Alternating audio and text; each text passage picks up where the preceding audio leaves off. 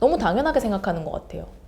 그 사람들이 과연 공정한 게임을 같이 하고 있다 라고 얘기할 수 있을까요? 지금 한국 사회에서 말하는 공정이라고 하는 것이 너무 좁은 의미예요. 그리고 사실은 그건 공정하지도 않아요. 그게 과연 공정일까요? 그 사람들은 아마 응모조차 못할걸요? 서류를 내면 휠체어를 탔어, 탈락. 말을 못해, 탈락. 내 말을 못 알아들어, 탈락. 외국인이야, 탈락. 혼혈인이야, 탈락. 하는 사람들이 너무 많을 텐데 그게 어떻게 공정한 게임이죠?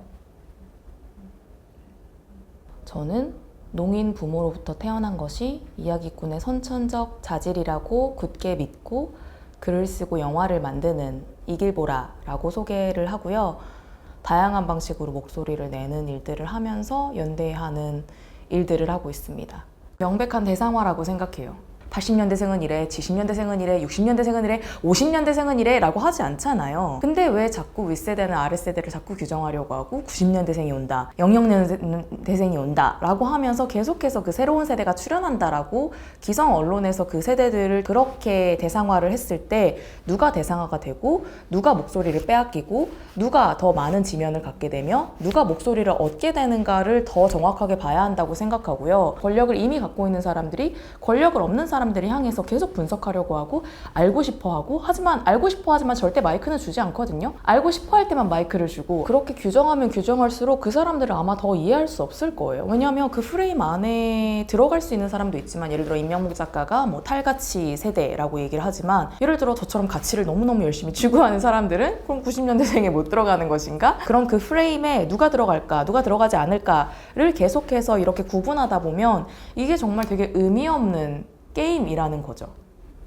왜냐하면 더 많은 청년 세대들이 사실 사회 전반적인, 그러니까 정치뿐만 아니라 정말 사회의 많은 곳들 그리고 어떤 결정을 정확하게 내릴 수 있는 자리에 저는 올라가야 된다라고 생각을 하고요.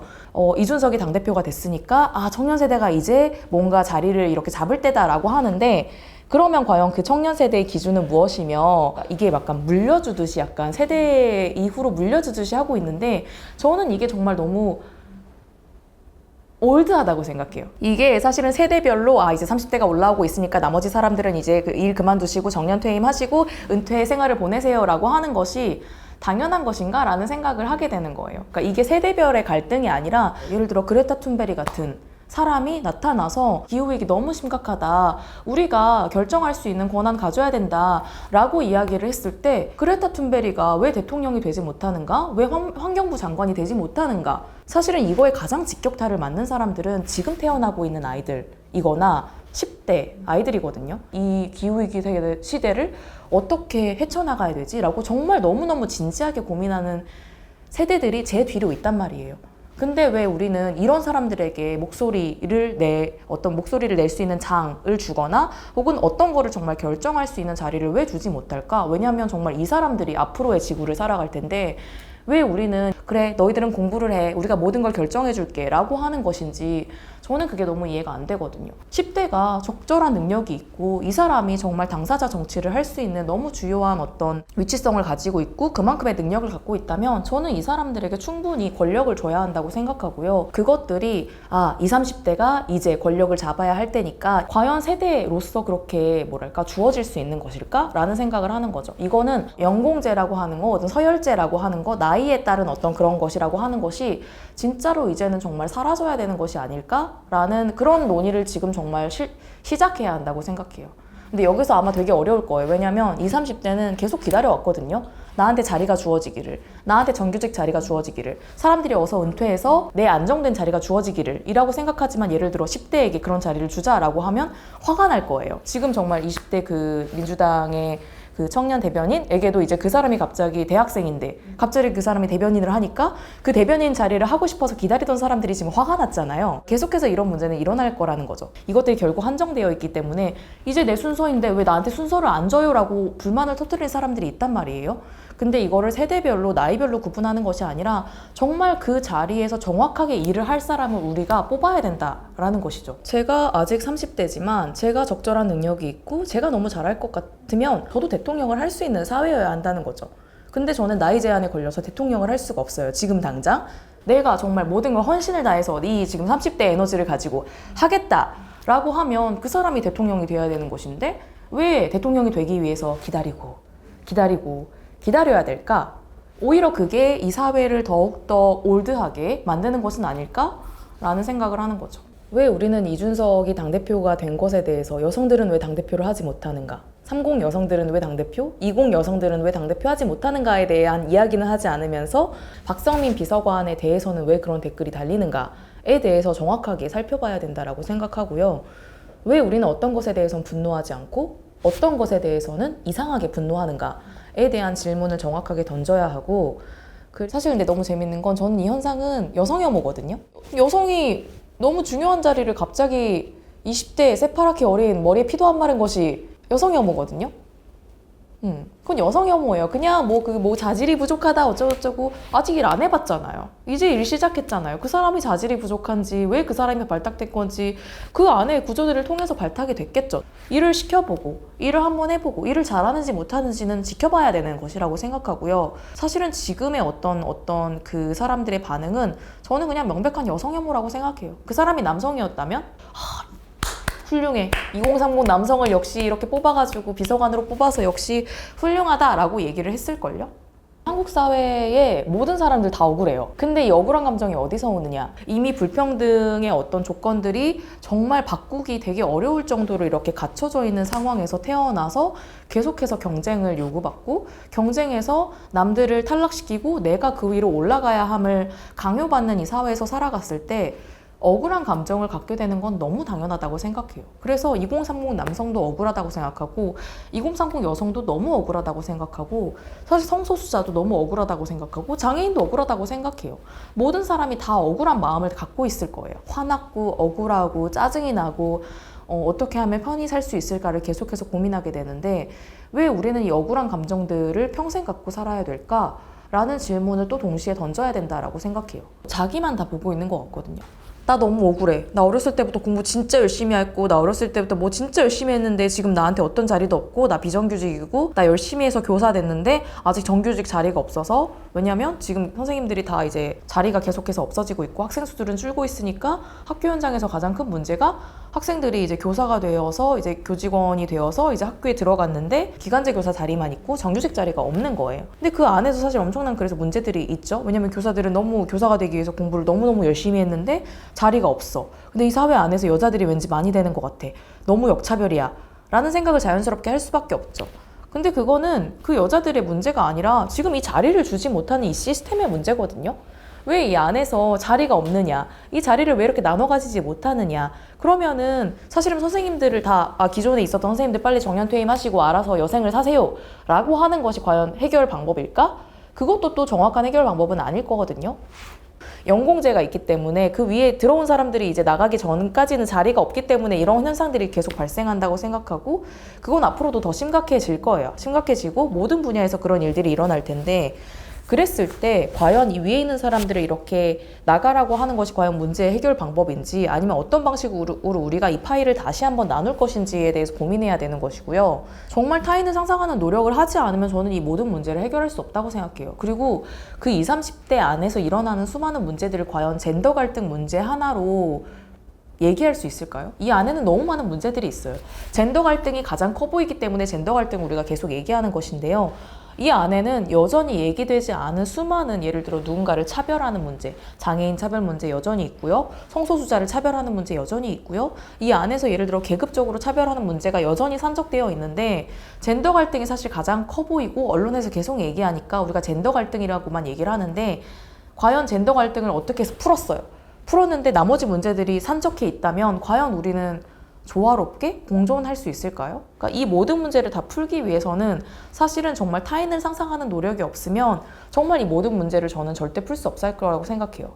역차별이라고 했을 때 그 기준이 무엇일까에 대해서 생각해 봐야 되는데 우리가 언제와 비교하면 이것은 역차별이다 라고 생각하는 거잖아요. 지금만 보고선 이건 역차별이다 라고 생각하지 않죠? 근데 우리가 그 비교 기준을 정말 더 높은 곳을 향해서 정의로운 사회, 모두가 평등한 사회라고 잡았을 때 역차별이라고 얘기할 수 있지 않을 거예요.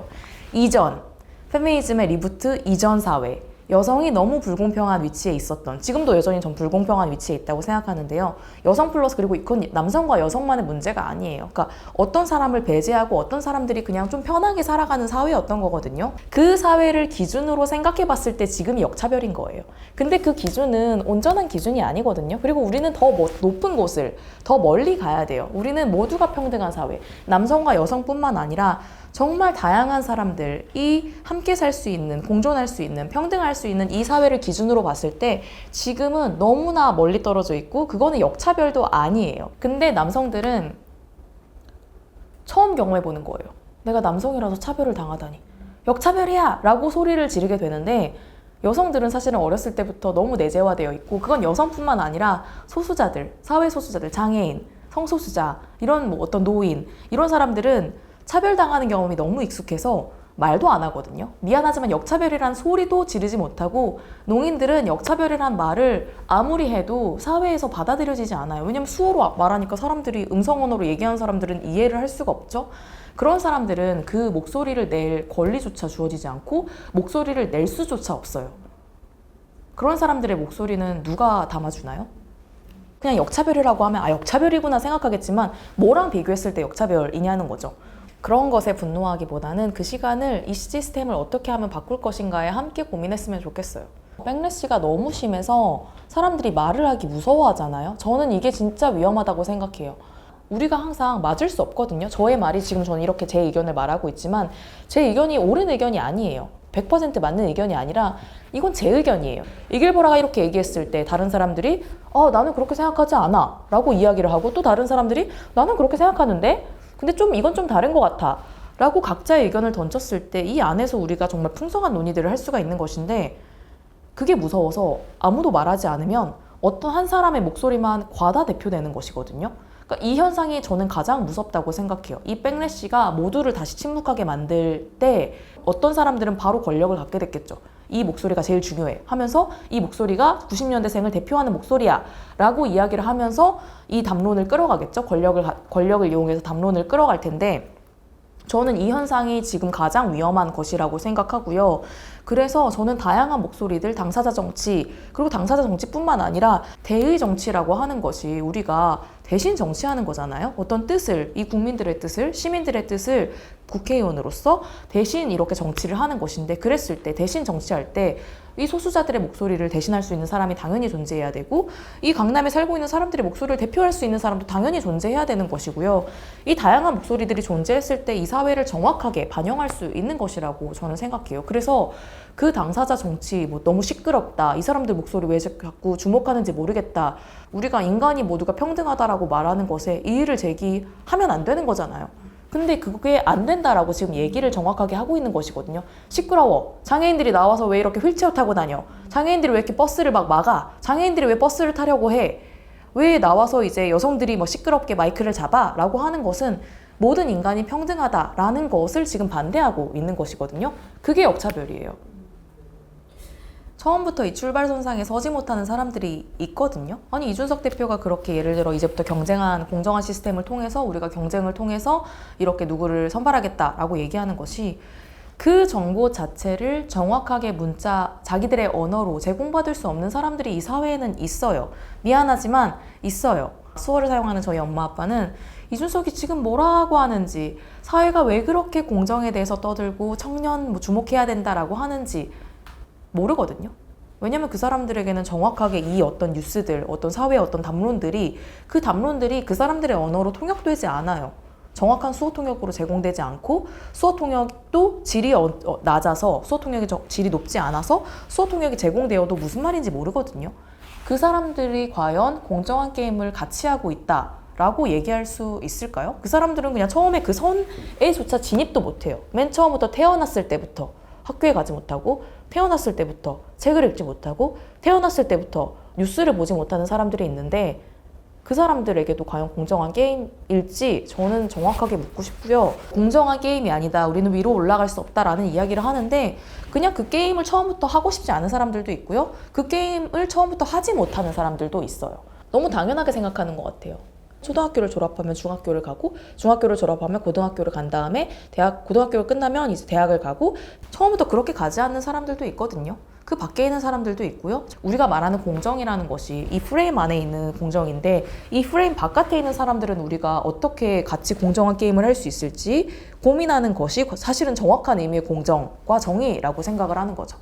지금 한국 사회에서 말하는 공정이라고 하는 것이 너무 좁은 의미예요. 그리고 사실은 그건 공정하지도 않아요. 그게 과연 공정일까요? 농인들에게 공정하고 성소수자에게 공정하고 혹은 뭐 시각장애인에게 공정하고 휠체어를 타는 장애인들에게 과연 공정한 게임일까요? 그 사람들은 아마 응모조차 못할걸요? 서류를 내면 휠체어를 탔어 탈락, 말을 못해 탈락, 내 말을 못 알아들어 탈락, 외국인이야 탈락, 혼혈인이야 탈락 하는 사람들이 너무 많을 텐데 그게 어떻게 공정한 게임이죠? 지금의 그 발언은 그냥 모든 인간이 평등하지 않다라고 정확하게 얘기하는 거예요.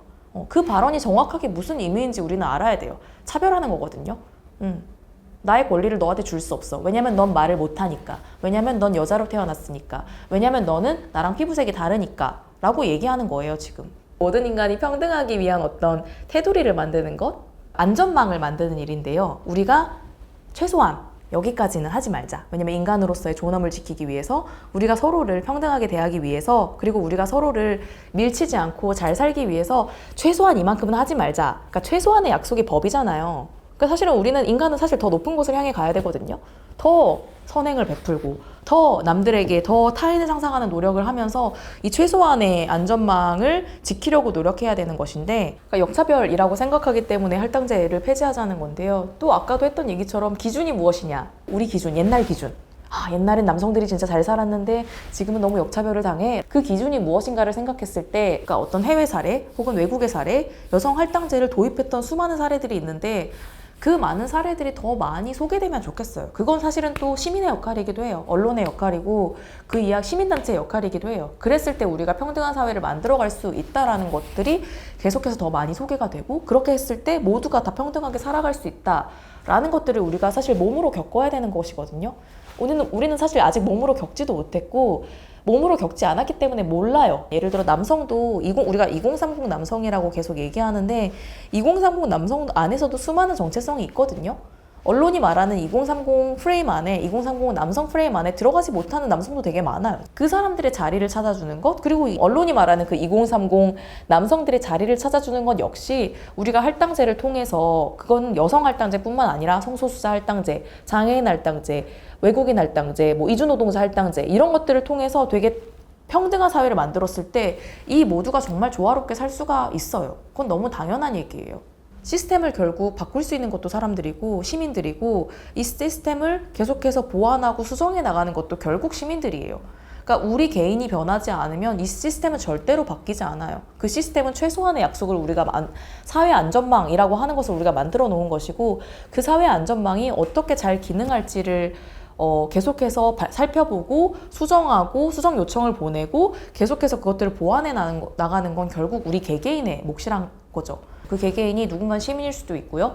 평범한 시민일 수도 있고 누군가 시민단체에서 일하는 사람일 수 있고 누군가는 기업에서 일하고 누구는 언론사에서 일하고 누구는 국회에서 대의정치를 하면서 국회의원을 하고 누군가는 대통령으로서 서비스를 하는 직업인 거예요. 사실 국회의원도 대통령도 서비스를 하는 사람이잖아요. 내가 표를 줬고 그 사람이 서비스를 하기 위해 그 자리에 있는 것이거든요. 그러니까 그걸 정말 잊지 않았으면 좋겠어요. 실제로 제 주변에는 그 책을 읽고 지금 우리가 이어 말한다 라는 어떤 이벤트를 준비하고 있는 저 옆에 이제 2030 청년들이 존재하고요. 그 청년들이 실제로 우리가 이어 말한다. 우리는 신문에 칼럼을 쓰지 않고 우리는 이길보라처럼 이렇게 인터뷰를 하지도 않고 우리는 그렇게 유명한 사람도 아니지만 우리는 계속해서 이어 말하고 있다 라면서 이제 자기만의 액션을 벌이는 사람들이 제 주변엔 있거든요. 이 사람들을 어떻게 포착해서 목소리를 가진 사람으로 만들 것인지는 우리들의 역할이에요. 제가 이 책을 통해서 하고 싶었던 일이 그거고요. 이 사람들은 계속해서 목소리를 자기만의 방식으로 낼 거예요. 모두가 이준석처럼 말할 필요는 없어요. 이준석처럼 정치인이 될 필요도 없고요.